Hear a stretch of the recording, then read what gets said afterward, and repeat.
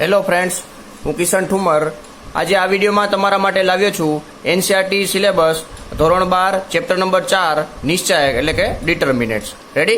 તો આપણે લાસ્ટ ચેપ્ટરની અંદર એટલે કે લાસ્ટ વિડીયોમાં જે આપણે ચેપ્ટર પૂરું કર્યું તે ચેપ્ટર 3 હતું અને શ્રેણિક હતું. રેડી? તો શ્રેણિકની અંદર આપણે અલગ અલગ પ્રકારના શ્રેણિક જોયા, તેના બીજગણિતનો અભ્યાસ કર્યો આપણે, અને આ ચેપ્ટરમાં આપણે શ્રેણિકના મદદથી સમીકરણ કેવી રીતના ઉકેલી શકાય તે શીખવાનું છે. એના માટે આપણે નિશ્ચાયકનો કોન્સેપ્ટ શીખવો પડશે. તો સૌથી પહેલાં આપણે આ ચેપ્ટરમાં નિશ્ચાયકનું બેઝિક ઇન્ટ્રોડક્શન જોશું, એટલે કે નિશ્ચાયક શું છે, તેની મદદથી આપણે નિશ્ચાયકની મદદથી શ્રેણિકનું મૂલ્ય કેવી રીતના મેળવી શકાય તે જોશું. તે ઉપરાંત નિશ્ચાયકના આપણે અલગ અલગ ગુણધર્મો જોશું, ઉપનિશ્ચાયક જોશું, સહઅવયવ જોશું, અને ત્રિકોણનું ક્ષેત્રફળ આપણે મેળવતા શીખશું નિશ્ચાયકની મદદથી. રેડી? તો આ ચેપ્ટરમાં આપણે એટલા કન્સેપ્ટ ક્લિયર કરવાના છે. અને તે ઉપરાંત શ્રેણિક આપણે જે આપેલો હોય ચોરસ શ્રેણિક, તો તેની મદદથી આપણે સહઅવયવ શ્રેણિક મેળવશું, વ્યસ્ત શ્રેણિક મેળવશું, અને સુરેખ સમીકરણ જે આપેલા હશે દ્વિચલ સુરેખ સમીકરણ અથવા તો 3 ચલવાળા સુરેખ સમીકરણ, તેનો આપણે ઉકેલ શ્રેણિકની મદદથી આપણે કરશું. રેડી? તો તેના માટે આપણે નિશ્ચાયકનો કોન્સેપ્ટ ક્લિયર કરવો પડશે સૌથી પહેલાં. તો આપણે સૌથી પહેલાં નિશ્ચાયક જોઈ તો નિશ્ચાયક એટલે ચોરસ સંખ્યાઓની ચોરસ ગોઠવણી, અને ચોરસ ગોઠવણીમાં જ આપણે જે શ્રેણિક આપેલા હોય તેના માટે આપણે નિશ્ચાયકનું મૂલ્ય મેળવી શકીએ. રેડી? એટલે કે શ્રેણિક અને નિશ્ચાયક વચ્ચેનો ડિફરન્સ એ છે કે શ્રેણિક એટલે સંખ્યાઓ હોય તેની ચોરસ અથવા લંબચોરસ ગોઠવણી કરી શકીએ, પરંતુ નિશ્ચાયકની અંદર તમે સંખ્યાઓની ગોઠવણી ખાલી ચોરસની અંદર જ કરી શકો. ચોરસ ટૂંકમાં હશે અને આમાં લંબચોરસ હશે નહીં. અને તે ઉપરાંત આપણે જોઈએ તો નિશ્ચાયકનું મૂલ્ય આપણને મળી શકે, પરંતુ શ્રેણિકનું મૂલ્ય મળે નહીં. રેડી? તો એ પોઈન્ટ ખાસ ધ્યાનમાં રાખવાનું છે. એટલે કે નિશ્ચાયકનું આપણને મૂલ્ય મળશે, પરંતુ શ્રેણિકનું મૂલ્ય મળે નહીં. રેડી? તો આપણે શરૂઆત કરશું નિશ્ચાયકથી. હવે મેઇન પોઈન્ટ એ છે કે કોઈ પણ ચોરસ શ્રેણિક તમને આપેલો હશે તો તેના માટે તમે નિશ્ચાયકનું મૂલ્ય મેળવી શકશો. રેડી? તો એના માટે આપણે ચોરસ શ્રેણિક આપેલો હોવો જોઈએ, તો જ આપણે નિશ્ચાયકનું મૂલ્ય મેળવી શકીએ. એટલે કે કોઈ પણ n કક્ષાવાળો ચોરસ શ્રેણિક હોય તો તેને તમારે એક જ સંખ્યામાં દર્શાવવો હોય તો તે ચોરસ શ્રેણિકને આપણે નિશ્ચાયક તરીકે ઓળખીએ છીએ, એટલે કે તેને નિશ્ચાયક કહેવાય છે. રેડી? ધારો કે આપણે એક કોઈ ચોરસ શ્રેણિક લઈએ છીએ n કક્ષાવાળો, એ બરાબર આવી રીતના આપેલો છે AIJ, કોઈ એક ચોરસ શ્રેણિક આપેલો છે, તેને આપણે એક જ સંખ્યામાં દર્શાવી તો તેને આપણે તે ચોરસ શ્રેણિકનો નિશ્ચાયક કહેવાય છે. અને તે નિશ્ચાયકને આપણે આવી રીતના દર્શાવવામાં આવે છે determinant of A. Ready? Determinant of A અથવા તો ડેલ્ટા વડે દર્શાવવામાં આવે છે. રેડી? કોઈ પણ ચોરસ શ્રેણિક હોય, આ ચોરસ શ્રેણિક છે n કક્ષાવાળો, તો ચોરસ શ્રેણિકને તમારે નિશ્ચાયકમાં દર્શાવવો હોય તો એનો સિમ્બોલ છે આવી રીતના ડિટર્મિનેટ ઓફ A. આને બોલાય ડિટર્મિનેટ ઓફ A. આને માનકમાં એ બોલાય નહીં, ખાસ ધ્યાન રાખજો. આને ડિટર્મિનેટ ઓફ A બોલાય. રેડી? અથવા તો ડેલ્ટા વડે દર્શાવવામાં આવે છે. રેડી? તો આ ખાસ ધ્યાન રાખજો. એટલે કે ચોરસ શ્રેણિકનું આપણને મૂલ્ય મળતું નથી, પરંતુ આપણે જો ચોરસ શ્રેણિકનું મૂલ્ય મેળવવું હોય તો તેને તમારે નિશ્ચાયકમાં મૂકવાનું હોય છે, અને નિશ્ચાયકની મદદથી તમારે તેનું મૂલ્ય મેળવી શકો છો. રેડી? એટલે કે આ ડિટર્મિનેટ ઓફ A ની મદદથી તમે શ્રેણિકનું મૂલ્ય મેળવી શકો છો. રેડી? તો અહીં જોઈ તો 2 પોઈન્ટ ખાસ ધ્યાન રાખવા જેવા છે કે ચોરસ શ્રેણિક હોય તો જ તેને તમે નિશ્ચાયકમાં મૂકી શકશો, એટલે કે તેનો નિશ્ચાયકનું મૂલ્ય મેળવી શકશો. એટલે કે કોઈ પણ ચોરસ શ્રેણિક હોય તેના નિશ્ચાયકનું મૂલ્ય મેળવી શકો.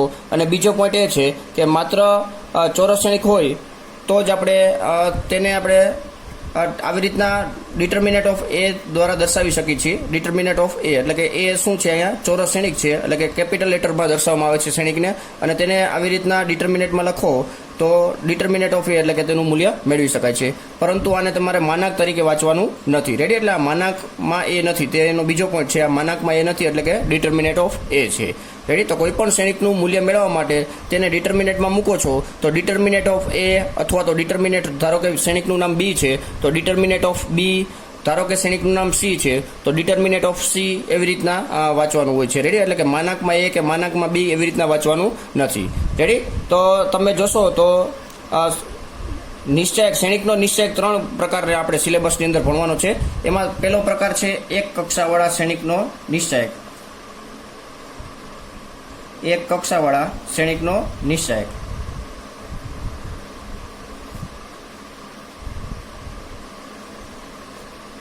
એક કક્ષાવાળા શ્રેણિકનો નિશ્ચયક મતલબ કે જે શ્રેણિક આપેલો છે તે શ્રેણિક આપણને અહીંયા એક જ 1/1 પ્રકારનો હશે, એટલે કે એની જે ઓર્ડર છે એટલે જે કક્ષા છે શ્રેણિકનો તે 1/1 પ્રકારનો હશે. રેડી? એટલે કે ધારો કે આપણે આવી રીતના લઈ એક શ્રેણિક આપેલો છે એ બરાબર આવી રીતના એક શ્રેણિક આપેલો છે, આની કક્ષા છે 1/1. રેડી? તો આનું આપણે નિશ્ચયકનું મૂલ્ય મેળવવું હોય એટલે કે શ્રેણિકના નિશ્ચયકનું મૂલ્ય અહીંયા શ્રેણિક છે એ, અને આપણે નિશ્ચયકનું મૂલ્ય મેળવવું હોય તો આવી રીતના લખવામાં આવે છે માનાકમાં એ ઇક્વલ ટુ ડાયરેક્ટ અહીંયા આપણને મૂલ્ય મળી જશે કે એ.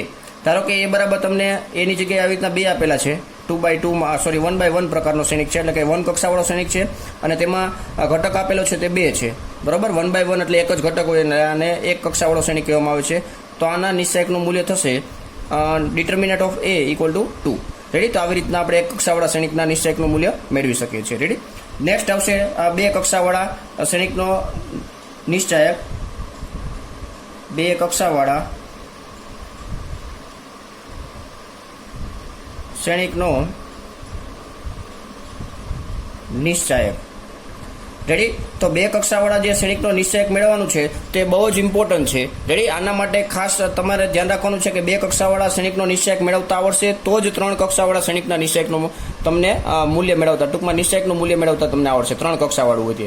રેડી? અને જો 2/2 પ્રકારના શ્રેણિકના નિશ્ચયકનું મૂલ્ય આવડે તો 3/3 પ્રકારના શ્રેણિકના નિશ્ચયકનું મૂલ્ય આવડે, અને એના ઉપરથી તમે વ્યસ્ત શ્રેણિક મેળવવાનું છે નિશ્ચયકની મદદથી, સુરેખ સમીકરણ ઉકેલવાના છે.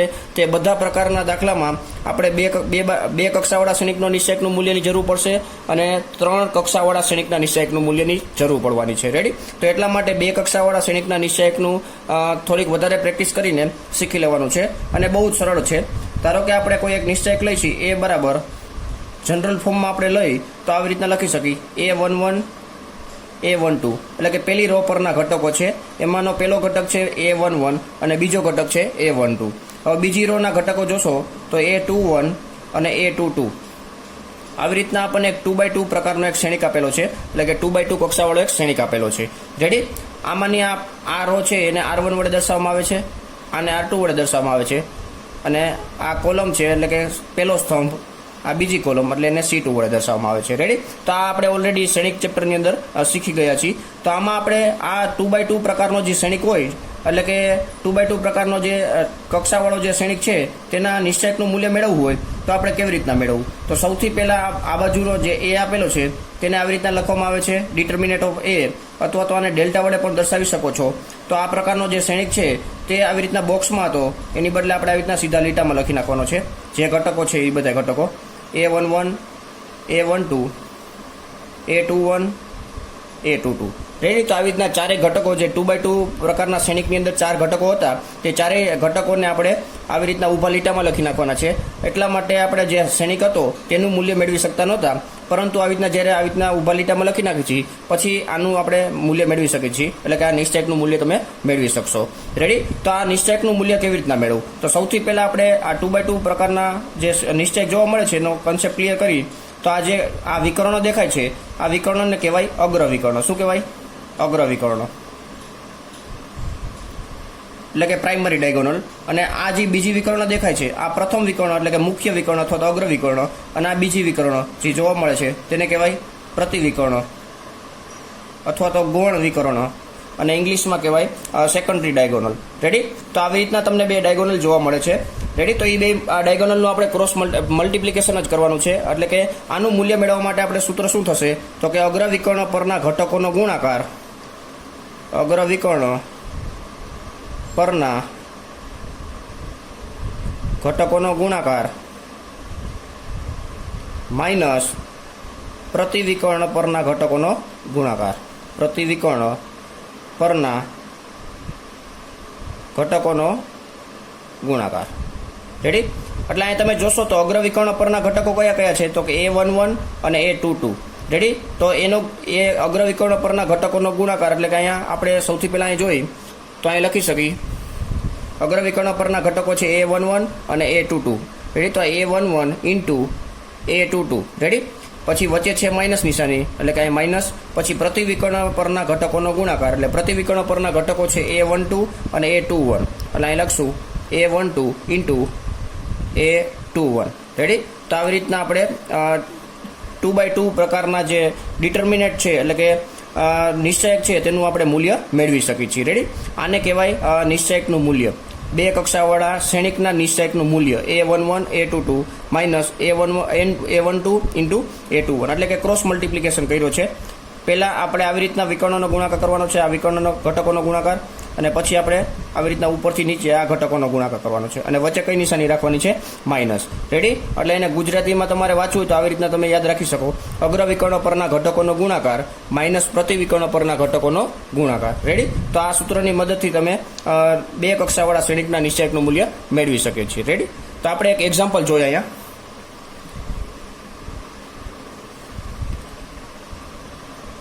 ધારો કે એક ડિટર્મિનેટ આવી રીતના આપેલો છે, 2/2 પ્રકારનો એક નિશ્ચયક આપેલો છે. એમાં પહેલી રો છે 2 અને બીજો ઘટક છે 4. અહીંયા છે -1 અને અહીંયા 2. રેડી? આવી રીતના ઘટકો આપેલા છે. તો તમારે સૌથી પહેલાં શું કરવાનું છે આનું મૂલ્ય મેળવવા માટે? આને તમે ધારો કે એ વડે દર્શાવી, આ શ્રેણિકમાં આપેલો તો આને એ વડે દર્શાવવામાં આવે છે. તો તેનો સિમ્બોલ આવી રીતના છે. શ્રેણિક એ આપેલો હોય તો તેને ડિટર્મિનેટનું મૂલ્ય મેળવવા માટેનો પહેલો સિમ્બોલ આવી રીતના પણ હોઈ શકે, અથવા આવી રીતના પણ હોઈ શકે, અથવા ડેલ્ટા પણ હોઈ શકે. રેડી? તો આ કોઈ પણ સિમ્બોલ આપેલો હોય તો એનો મતલબ એવો છે કે તેના નિશ્ચયકનું મૂલ્ય આપણે મેળવવાનું છે. એટલે કે શ્રેણિક એ હોય તો શ્રેણિક એને આપણે આવી રીતના લખેલું હોય, અથવા આવી રીતના લખેલું હોય, અથવા આવી રીતના લખેલું હોય, તો એનો મતલબ એવો થાય કે આપણે એના નિશ્ચયકનું મૂલ્ય મેળવવાનું છે. એટલે કે શ્રેણિકના નિશ્ચયકનું મૂલ્ય મેળવવાનું છે. રેડી? તો અત્યારે અહીંયા આપણને 2/2 પ્રકારનો ડાયરેક્ટ નિશ્ચયક આપેલો છે. તો તેનું આપણે મૂલ્ય મેળવવું હોય તો કેવી રીતના મેળવવાનું? તો આ સૂત્ર આપણે ઓલરેડી જોયું કે અગ્ર વિકર્ણો પરના ઘટકોનો ગુણાકાર માઇનસ પ્રતિ વિકર્ણો પરના ઘટકોનો ગુણાકાર. તો અહીંયા અગ્ર વિકર્ણો પરના ઘટકો કયા છે? 2 અને 2. તો અહીં 2 ઇન્ટુ 2 વચ્ચે માઇનસ નિશાની. પ્રતિ વિકર્ણ પરના ઘટકો 4 અને -1. તો એ 4 ઇન્ટુ -1. હવે આનું કેલ્ક્યુલેશન કરી નાખવાનું, અને જે આન્સર આવે તે આ નિશ્ચયકનું મૂલ્ય કહેવાય. 2 ઇન્ટુ 2 એટલે 4, માઇનસ માઇનસ પ્લસ 4 એકા 4 થશે, 4 ને 4 8. રેડી? તો આ નિશ્ચયકનું મૂલ્ય મળે છે 8. અથવા તો આપણે એવું પણ કહી શકીએ કે આ નિશ્ચયકનું વિસ્તરણ છે 8. રેડી? તો આ રીતના 2/2 એટલે કે 2/2 પ્રકારના શ્રેણિક આપેલો હોય તો તેનું તમે મૂલ્ય મેળવી શકો છો. હજી એક આપણે એક્ઝામ્પલ જોઈ. તો અહીંયા આપણે એક ડિટર્મિનેટ આપેલો છે x, બીજો ઘટક છે x+1. બીજી રોમાં તમે પહેલો ઘટક જોશો તો x-1 અને બીજો ઘટક છે x. રેડી? તો આનું આપણે ડાયરેક્ટ મૂલ્ય મેળવવું હોય તો આપણે પહેલાં શું કરવાનું છે? અગ્ર વિકર્ણ પરના ઘટકો જે છે એ બેનો ગુણાકાર કરવાનો છે. તો અહીંયા x છે ને અહીંયા x છે, એટલે x ઇન્ટુ x એટલે શું થશે? x². તો હું અહીંયા ડાયરેક્ટ લખું છું x² માઇનસ પ્રતિ વિકર્ણ પરના ઘટકો છે x+1 અને બીજો ઘટક છે x-1. રેડી? હવે એ બેનું આપણે વિસ્તરણ કરવાનું છે. એટલે કે આ તો ફોર્મ્યુલા છે, તમે જાણતા જશો. x² માઇનસ અહીંયા શું થશે? x² -1 એટલે કે a² - b² is equal to a - b into a+b. તો એ ફોર્મ્યુલાનો અહીંયા આપણે ઉપયોગ કર્યો છે. હવે આ માઇનસ નિશાની અંદર ગુણાવી દેશું એટલે કાઉન્સ છૂટી જશે. x² - x², અહીંયા minus minus plus 1, x² cut થઈ જશે એટલે આપણને શું મળશે? આન્સર 1. રેડી? તો આ રીતના જે નિશ્ચયક આપેલો છે તેનું મૂલ્ય છે 1, અને આવી રીતના સંખ્યામાં આપેલા છે ઘટકો તો તેનું મૂલ્ય છે 8. રેડી? તો આપણે આવી રીતના કેલ્ક્યુલેશન કરવાનું છે. 2/2 પ્રકારનો નિશ્ચયક આપેલો તો તેનું તમારે મૂલ્ય આવી રીતના મેળવવાનું છે. તો આ ખાસ ધ્યાન રાખજો. અગ્ર વિકર્ણો પરના ઘટકોનો ગુણાકાર માઇનસ પ્રતિ વિકર્ણો પરના ઘટકોનો ગુણાકાર. રેડી? હવે આપણે જોશું 3 કક્ષાવાળા શ્રેણિકનો નિશ્ચયક. હવે 3 કક્ષાવાળા શ્રેણિકના નિશ્ચયકનું મૂલ્ય જોઈ તો તેમાં આપણે 3 કક્ષાવાળા શ્રેણિકના નિશ્ચયકનું મૂલ્ય મેળવવા માટે આપણે સૌથી પહેલા 3 કક્ષાવાળા શ્રેણિકના નિશ્ચયકને 2 કક્ષાવાળા નિશ્ચયકમાં આપણે કન્વર્ટ કરવા પડશે. એટલે કે તે 2 કક્ષાવાળા નિશ્ચયકમાં આપણે રૂપાંતર કરવા પડશે, અને તે પછી આપણે 3 કક્ષાવાળા શ્રેણિકના નિશ્ચયકનું મૂલ્ય મેળવી શકશે. રેડી?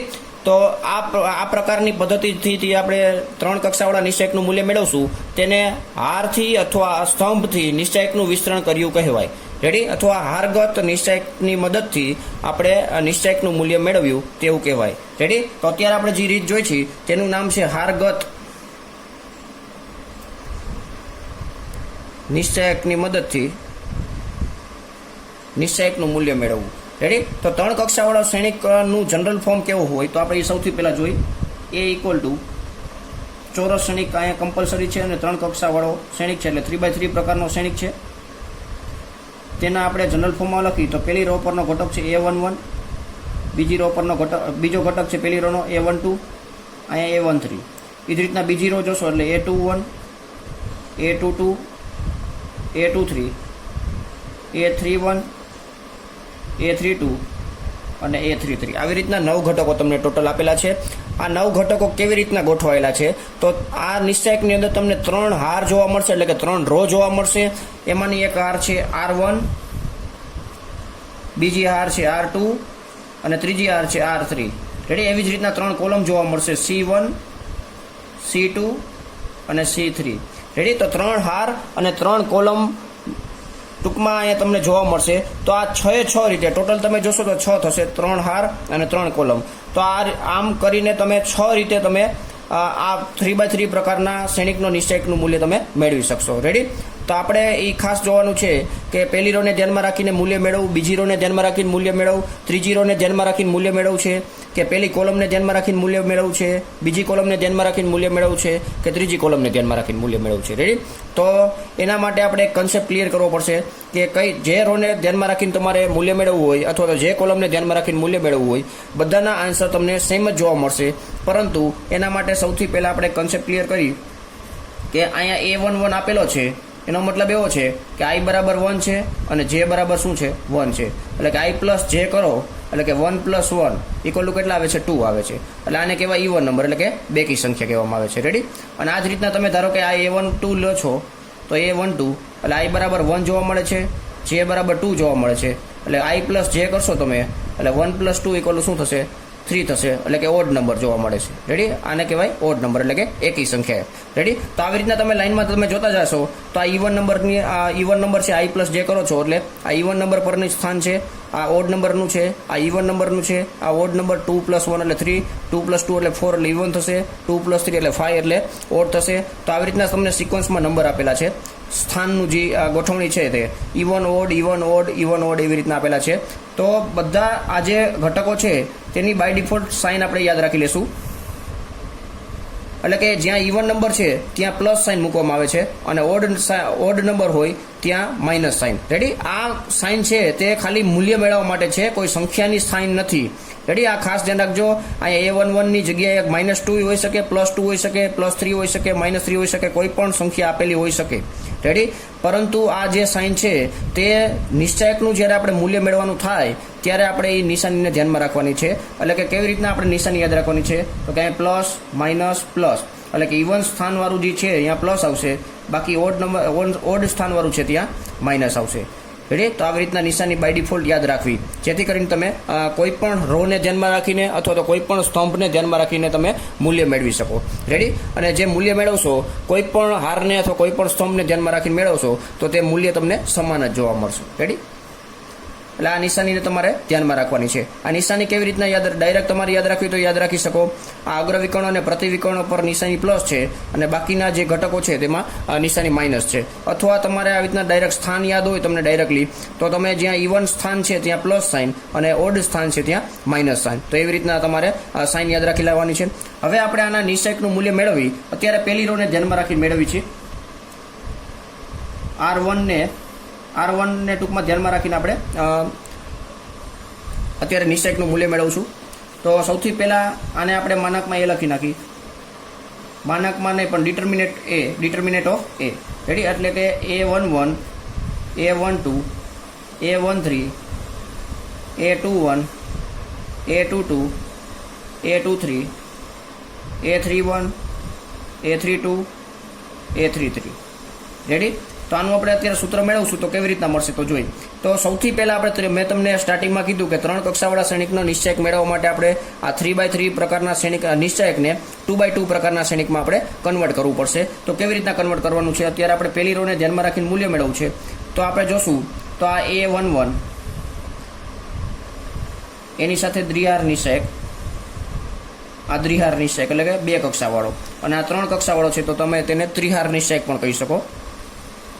થોડીક જગ્યા રાખીને A12 લખી નાખ્યા છે અને એના માટેનો દ્વિહાર નિશ્ચાયક લખી નાખી, અને થોડીક જગ્યા રાખીને A13 અને એના માટેનો દ્વિહાર નિશ્ચાયક આવી રીતના લખી નાખી છે. રેડી.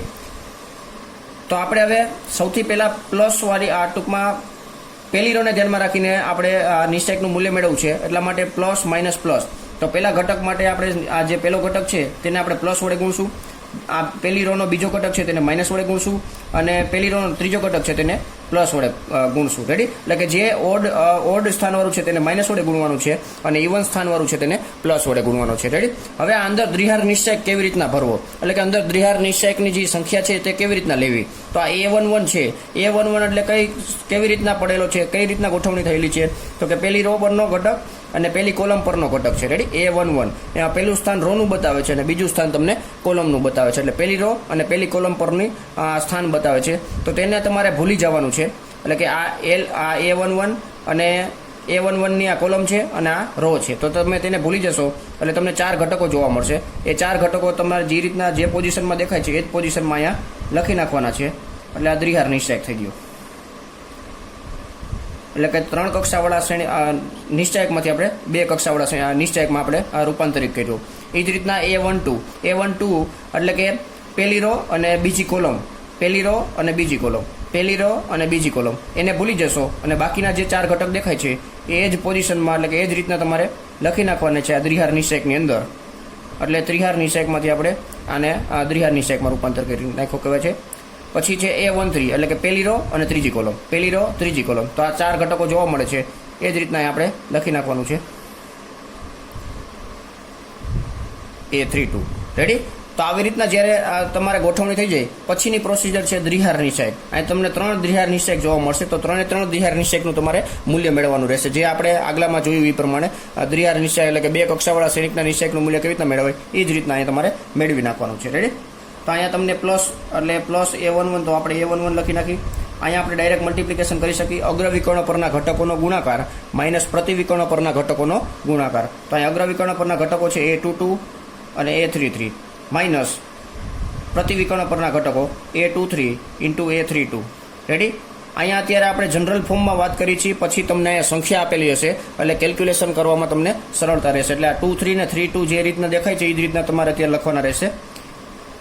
માઇનસ A12 અહીંયા તમે આ કરી નાખશો ગુણાકાર. અગ્રવિકર્ણ પરના ઘટકો છે A21, બીજો ઘટક છે A33 માઇનસ પ્રતિવિકર્ણ પરના ઘટક છે A23 અને બીજો ઘટક છે A31 પ્લસ A13 અને અહીંયા તમે જોશો તો A21 ઇન્ટુ A32 માઇનસ પ્રતિવિકર્ણ પરના ઘટકો છે A22 ઇન્ટુ A31.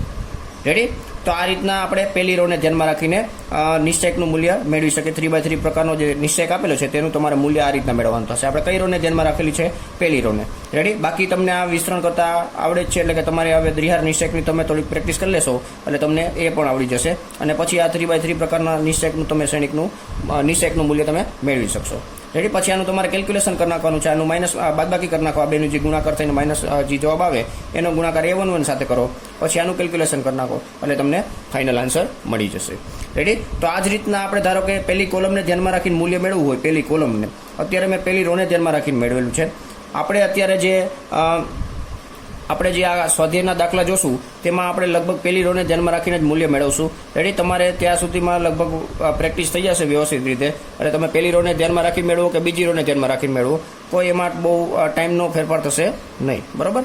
એટલે અત્યારે પહેલી રોને ધ્યાનમાં રાખીને મેં તમને સમજાવી દીધું છે, પરંતુ હું પહેલી કોલમને ધ્યાનમાં રાખીને પણ સમજાવી દઉં. અને એ જ રીતના તમે બાકીની પ્રેક્ટિસ કરી લેજો કે C2ની મદદથી, C3ની મદદથી અથવા R2 અથવા R3ની મદદથી કેવી રીતના મેળવાય. તો અહીંયા C1 એટલે કે પહેલી કોલમને ધ્યાનમાં રાખીને મૂલ્ય મેળવવું છે. રેડી? તો સૌથી પહેલાં પહેલી કોલમ પરના ઘટકો કયા છે? A11, A21 અને A31. રેડી? તો અહીંયા તમારી પ્રમાણે લખી નાખવાના છે. A11 માઇનસ થોડીક જગ્યા માઇનસ ને અત્યારે A21 થોડીક જગ્યા રાખીને A31. રેડી? એટલે કે દ્વિહાર નિશ્ચયકમાં ત્યારે રૂપાંતરિત કરી છે. આ 1 છે એટલે સરવાળો બેનો 2 થશે એટલે કે બેકી સંખ્યામાં છે એટલે અહીંયા આવશે પ્લસ. આ 2 1 છે એટલે 3 એટલે અહીંયા આવશે માઇનસ નિશાની. રેડી? એકી સંખ્યામાં છે. મેં તમને કીધું કે ઓડ નંબર જો થતો હોય સરવાળો તો માઇનસ અને ઇવન નંબર થતો હોય તો સરવાળો તો પ્લસ. એટલે 3 + 1 એટલે 4 થશે એટલે અહીં પ્લસ. રેડી? તો દર વખતે તમને આવી રીતના ઘટકોને આવી રીતના જનરલ ફોર્મમાં નહીં હોય, સંખ્યામાં આપેલું હશે. એટલા માટે બેટર છે કે આ રીતના તમે યાદ રાખી લ્યો. Plus minus plus, minus plus minus, plus minus plus. Ready? એટલે સિક્વન્સમાં જ આપેલું છે. તો જેને ધ્યાનમાં રાખતા હોય એની પ્રમાણે પહેલાં નિશાની મૂકી દેવો અને પછી 2x2 પ્રકારનો નિશ્ચયક બનાવી નાખો.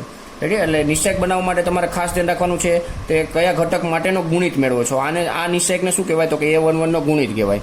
આ નિશ્ચયકને શું કહેવાય? દ્વિહાર નિશ્ચયકને તો A21 નો ગુણિત કહેવાય. આ નિશ્ચયકને શું કહેવાય? તો A31 નો ગુણિત કહેવાય. એ જ રીતના આમાં પણ તમે એવી રીતના કહી શકો. A11 નો ગુણિત કયો છે? તો કે આ છે. A12 નો ગુણિત કયો છે? તો કે આ છે. રેડી?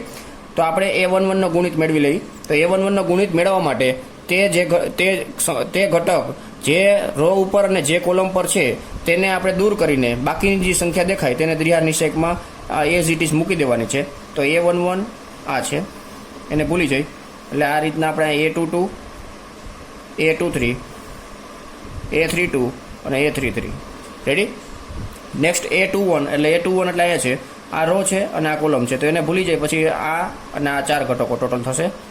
A12, A13, A32 અને A33. રેડી? એ જ રીતના A31 પર તમે જોશો, A31 કઈ જગ્યાએ છે? તો કે 30 અને પહેલી કોલમ પર, એટલે પહેલી કોલમ અને 30 ભૂલી જાય. એટલે આ 4 ઘટકો તમને જોવા મળે છે, તે તમારે આવી રીતના લખી નાખવાના છે. A22 અને A23. રેડી?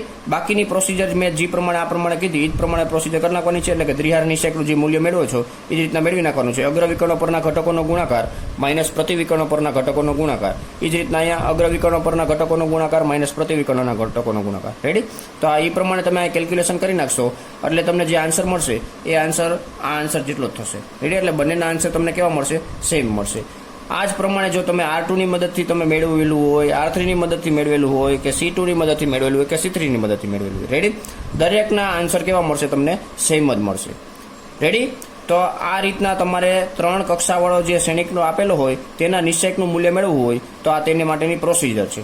રેડી? આને કહેવાય હારગતની રીતથી નિશ્ચયકનું મૂલ્ય મેળવ્યું એવું કહેવાય. રેડી? અને 3 કક્ષાવાળા નિશ્ચયક જે આપેલો હોય તેને તમે ત્રિહાર નિશ્ચયક પણ કહી શકો. ત્રિહાર નિશ્ચયક. રેડી?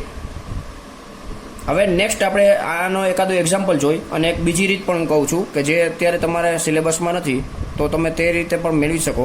સારસની રીતથી. સારસની રીતથી આપણે નિશ્ચયકનું મૂલ્ય કેવી રીતના મેળવવું તે પણ આપણે અહીંયા જોશું. તો સૌથી પહેલાં આપણે આનું એક એક્ઝામ્પલ જોશું અને પછી આપણે સારસની રીતથી ત્રિહાર નિશ્ચયકનું મૂલ્ય કેવી રીતના મેળવવું. રેડી? હવે અત્યારે અહીં તમે એક્ઝામ્પલ જોશો તો તમે જોશો તો 1 2 3 પહેલી રોના ઘટકો આપેલા છે 1 2 3 -1 3 0 4 1 0. રેડી? અહીંયા ટોટલ 9 ઘટકો આપેલા છે, એટલે કે 3/3 પ્રકારનો નિશ્ચયક છે. તો આનું મૂલ્ય આપણે મેળવવું હોય તો આપણે જોઈએ. અત્યારે આપણે જે આર્ગતની રીતથી જોયું એ આર્ગતની રીતથી મેળવી. અત્યારે આપણે પહેલી રોને ધ્યાનમાં રાખીને મેળવી છીએ. પછી હું તમને એક પોઈન્ટ કહું છું કે તમારે એ ધ્યાનમાં રાખીને તમારે મૂલ્ય મેળવવાનું રહેશે. અત્યારે હું પહેલી રોને ધ્યાનમાં રાખીને મેળવું છું. તો સૌથી પહેલાં અહીંયા +1 એટલે કે 1 આપેલા છે. અહીંયા દ્વિહાર નિશ્ચયક લખી નાખીશ. થોડીક જગ્યા રાખીને 2 લખી નાખીશ. પાછો દ્વિહાર નિશ્ચયક. પાછી થોડી જગ્યા રાખીને 3 લખીશ અને પાછો દ્વિહાર નિશ્ચયક. રેડી? એટલે કે પહેલી રો પરના ઘટકો મેં લખી નાખ્યા છે, કારણ કે હું જે અત્યારે મૂલ્ય મેળવવા માગું છું તે પહેલી રોને ધ્યાનમાં રાખીને મેળવવા માગું છું. રેડી? તો હવે આના પછીની પ્રોસિજર આવશે નિશાની મૂકવી. રેડી? અહીંયા કોઈ પણ પ્રકારનું નિશાની મૂકવા ટાણે અહીંયા તમારે કોઈ પણ પ્રકારનું જોવાનું નથી. ખાલી એટલું જોવાનું છે કે 1 કઈ જગ્યાએ પડેલો છે, તો પહેલી રો અને પહેલી કોલમ પર. એટલે એના માટે મેં તમને કીધું હતું કે અહીંયા પ્લસ નિશાની, આના માટેની બાય ડિફોલ્ટ નિશાની માઇનસ, આના માટેની બાય ડિફોલ્ટ નિશાની પ્લસ, આના માટેની બાય ડિફોલ્ટ નિશાની પ્લસ, સોરી આ પ્લસ માઇનસ પ્લસ, અહીંયા માઇનસ. બાય ડિફોલ્ટ નિશાની માઇનસ છે. ભલે આ -1 ઘટક આપેલો છે પણ આ નિશાની પણ એની માઇનસ જ છે બાય ડિફોલ્ટ. અહીંયા પ્લસ છે, પછી અહીંયા માઇનસ, અહીંયા પ્લસ, અહીંયા માઇનસ અને અહીંયા પ્લસ. રેડી? તો આ 2 અને 1 તમે જોશો તો અહીંયા તમને અત્યારે પ્લસમાં આપેલા છે, પરંતુ એની બાય ડિફોલ્ટ નિશાની માઇનસ છે. રેડી? સંખ્યા તો પ્લસમાં જ છે, પરંતુ જ્યારે એ નિશાની આપણે મૂલ્ય મેળવવાની છે ત્યારે નિશાની મૂકશું ત્યારે તેની બાય ડિફોલ્ટ નિશાની માઇનસમાં મૂકશું. તો સૌથી પહેલાં અહીંયા આપણે 1ની નિશાની પ્લસ છે, આગળ 2ની નિશાની આગળ આપણે માઇનસ મૂકશું અને 3ની નિશાની આગળ અહીંયા આપણે પ્લસ મૂકશું. રેડી? પછી આપણે જે 1 જે રોની અંદર અને જે કોલમમાં સમાવેશ થાય છે તેના સિવાયના ઘટકો આપણે લખી નાખવાના છે. એટલે આ રો અને આ કોલમ ભૂલી જશું, બાકીના ઘટકો અહીં લખી નાખશું 3 0 1 0. રેડી? હવે 2 માટેના આ 2ની કોલમ છે, આ 2ની રો છે, તો -1 0, અહીંયા 4 0. આ 3 માટેની કોલમને રો તમે ભૂલી જશો એટલે -1 3 અને અહીંયા 4 1. રેડી? તો આવી રીતના થશે. નેક્સ્ટ હવે એનું કેલ્ક્યુલેશન કરી નાખી. આ 1 ના 1 રહેશે. અગ્રવિકર્ણો પરના ઘટકોનો ગુણાકાર 3 × 0 એટલે 0 થશે. વચ્ચે માઇનસ નિશાની. પ્રતિવિકર્ણો પરના ઘટકોનો ગુણાકાર 0 × 1 એટલે 0 થશે. રેડી? -2 અહીંયા ક્રોસ મલ્ટિપ્લિકેશન કરી નાખી. -1 × 0 એટલે 0 થશે. 4 × 0 એટલે 0 થશે. વચ્ચે માઇનસ નિશાની. +3 આ બેનો ગુણાકાર કરશું પ્લસ માઇનસ માઇનસ, એક એકા એક થશે, વચ્ચે માઇનસ નિશાની, 4 તેરી 12 થશે. રેડી? હવે આનું કેલ્ક્યુલેશન કરી નાખી તો અહીંયા 0 માઇનસ 0 એટલે 0 થશે, 0 ગુણ્યા 1 એટલે 0 થશે. અહીંયા એ જ રીતના 0 માઇનસ 0 એટલે 0, 0 ગુણ્યા માઇનસ 2 એટલે 0 થશે. પ્લસમાં લખો માઇનસમાં. -1 ઇન્ટુ -1 અને અહીંયા -12 એટલે -13 થશે. -13 પ્લસ 3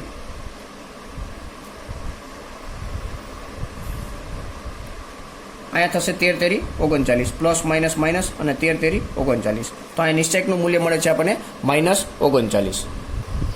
તો અહીંયા તમે જોઈ શકો છો કે પહેલી રોને ધ્યાનમાં રાખીને તમારે કેવી રીતના નિશ્ચયકનું મૂલ્ય મેળવવું તેનું મેં તમને આ એક્ઝામ્પલથી સમજાવેલું છે. રેડી? તો અહીંયા આપણને આ નિશ્ચયક માટેનું મૂલ્ય મળે છે -39. ધારો કે તમને આ એક શ્રેણિક આપેલો હોય અને પછી એમ કીધું હોય કે ડિટર્મિનેટ ઓફ એ મેળવો, તો તમારે તેને આવી રીતના ઊભા લીટામાં લખી નાખવાનું છે અને પછી આ પ્રમાણેની પ્રોસિજર કરી નાખવાની છે. રેડી?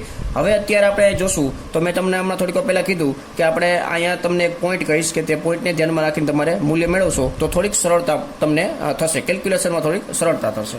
રેડી? તો અહીંયા તમે જોયું હોય ત્યારે આપણે પહેલી રોને ધ્યાનમાં રાખીને ડાયરેક્ટ મૂલ્ય મેળવી નાખ્યું. રેડી? હવે ધારો કે સૌથી પહેલાં તમારે આવી રીતના કોઈ 3x3 પ્રકારનો નિશ્ચયક આપેલો હોય અને મૂલ્ય મેળવવું હોય તો તમારે પહેલો પોઈન્ટ એ ધ્યાનમાં રાખવાનો કે જે રોની અંદર વધારે શૂન્ય હોય અથવા તો જે સ્તંભ એટલે કે જે કોલમની અંદર વધારે શૂન્ય હોય તેને ધ્યાનમાં રાખીને તમે મૂલ્ય મેળવશો તો કેલ્ક્યુલેશન કરવામાં તમને થોડોક ફાયદો થશે, એટલે કે થોડુંક સરળ થઈ જશે. રેડી? તો અહીંયા તમે જોશો ત્રીજી કોલમમાં 2 શૂન્ય તમને જોવા મળે છે, એટલે તમારે ડાયરેક્ટ જ આનો ત્રીજી કોલમને ધ્યાનમાં રાખીને મૂલ્ય મેળવશો તો તમને થોડીક ગણતરી સરળ થઈ જશે. તો અહીંયા જોઈએ આપણે સૌથી પહેલાં ત્રીજી કોલમનો પહેલો ઘટક છે 3. અહીંયા આપણે C3ને ધ્યાનમાં રાખીને મૂલ્ય મેળવીએ છીએ. પહેલો ઘટક છે 3, થોડીક જગ્યા રાખી દઈએ શૂન્ય, અહીંયા શૂન્ય. હવે શૂન્ય સાથે તમને ખબર છે કોઈ પણ સંખ્યાનો ગુણાકાર થાય તો એ 0 થઈ જાય છે, એટલા માટે આનું કોઈ હવે વેલ્યુ જ નથી, કારણ કે 0 સાથે ગુણાકાર એ શું થઈ જશે? 0 થઈ જશે. રેડી? અત્યારે આપણે અહીંયા ગોઠવણી કરશું સંખ્યાઓની, જેથી કરીને તમે પ્રેક્ટિસ કરી શકો એટલે અથવા તો શીખી શકો. તો સૌથી પહેલાં અહીંયા 3 છે એ પ્લસ માઇનસ પ્લસ ઉપર પડેલો છે, પછી અહીંયા માઇનસ પ્લસ માઇનસ એટલે અહીંયા આવશે માઇનસ, પછી અહીંયા આવશે પ્લસ. રેડી? એટલે કે અગ્રવિકર્ણ અને પ્રતિવિકર્ણ પરના જે સ્થાન ઉપર હોય તેના માટે પ્લસ સાઇન છે અને બાકીના માટે માઇનસ છે. રેડી? તો આવી રીતના નિશાની મૂકી દેવાની છે અને પછી તમારે આ 3 માટેના ઘટકો લખી નાખવાના છે -1 3 4 1. હવે 0 માટે આ 0 આમાં સમાવેશ થાય છે અને આમાં સમાવેશ થાય છે એટલે એને ભૂલી જાય તો અહીંયા 1 2 4 1, આ 0ને ભૂલી જાય એટલે 1 2 -1 3. રેડી? તો આવી રીતના આપણે સંખ્યાઓ લખી નાખી છે દ્વિઘાત નિશ્ચયકમાં. હવે આપણે આનું કેલ્ક્યુલેશન કરી નાખી તો આ 3 અહીંયા માઇનસ પ્લસ -1 વચ્ચે માઇનસ નિશાની, 4 તેરી 12 થઈ જશે. આ બે સંખ્યાઓનો ગુણાકાર તમે જો કરશો તો એ 0 જ આવશે, એટલે અહીંયા +0 લખી નાખું છું.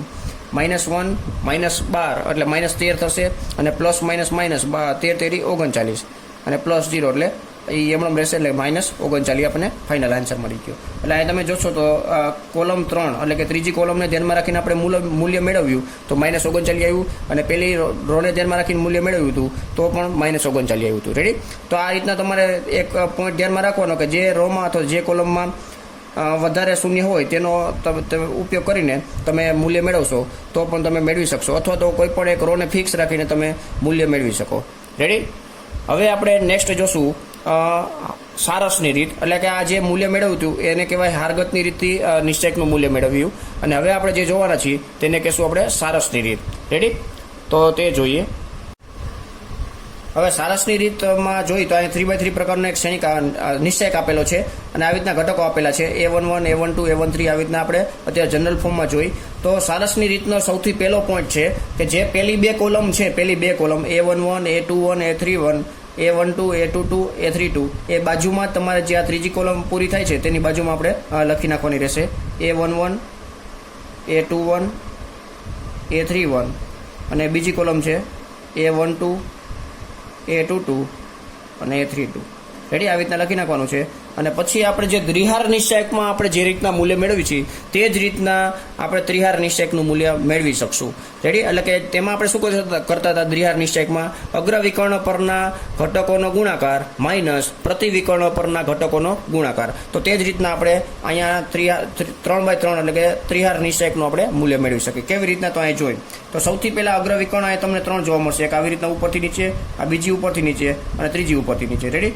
તો આપણે એ ત્રણેયનો ગુણાકાર કરી નાખવાનો છે અને વચ્ચે પ્લસની સાઇન મૂકવાની છે, અથવા તો કેલ્ક્યુલેશન કરતાં જે ટાઈપનો સાઇન આવે તે મૂકી દેવાની છે. રેડી? તો અહીંયા આપણે જોશું આ અગ્રવિકર્ણ પરના ઘટકો, પહેલી અગ્રવિકર્ણ પરના ઘટકો કયા કયા છે? A11, A22, A33 એ ત્રણેયનો ગુણાકાર, પ્લસ બીજી અગ્રવિકર્ણ A12, A23 અને A31, પ્લસ ત્રીજી અગ્રવિકર્ણ કઈ છે? A13, A21 અને A32. રેડી? એટલે કે અગ્રવિકર્ણ પરના ઘટકો આવી ગયા છે અહીંયા, એટલે કે એનો ગુણ કેલ્ક્યુલેશન કરી નાખ્યું છે. પછી વચ્ચે આવશે માઇનસ નિશાની અને નીચે આપણે પ્રતિવિકર્ણ પરના ઘટકોનો ગુણાકાર કરશું. પ્રતિવિકર્ણ કેવી રીતના છે તો કાંઈ જોઈ.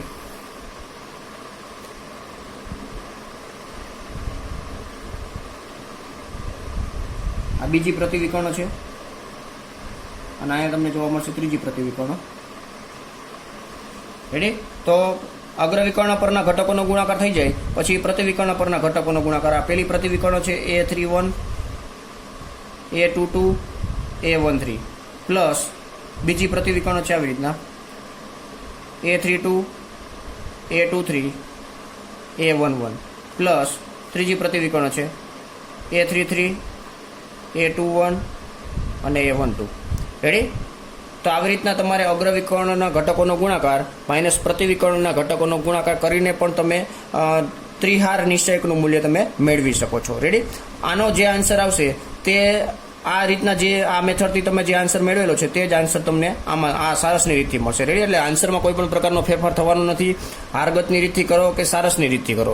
હારગતની રીતમાં તમે 6 રીતે મેળવી શકો છો. પહેલી રોને ધ્યાનમાં રાખીને, બીજી રોને ધ્યાનમાં રાખીને, ત્રીજી રોને ધ્યાનમાં રાખીને, પહેલી કોલમને ધ્યાનમાં રાખીને, બીજી કોલમને ધ્યાનમાં રાખીને, ત્રીજી કોલમને ધ્યાનમાં રાખીને, અને એક સાતમી મેથડ પણ તમે કહી શકો અહીંયા સારસની રીત. એટલે સારસની રીતથી પણ તમે મૂલ્ય મેળવી શકો. 7 પ્રકારમાં તમને જે આન્સર મળશે તે સેમ જ આન્સર મળશે. રેડી? તો તમને જે પણ ઇઝી લાગે તેની મદદથી તમે કેલ્ક્યુલેશન કરી શકશો.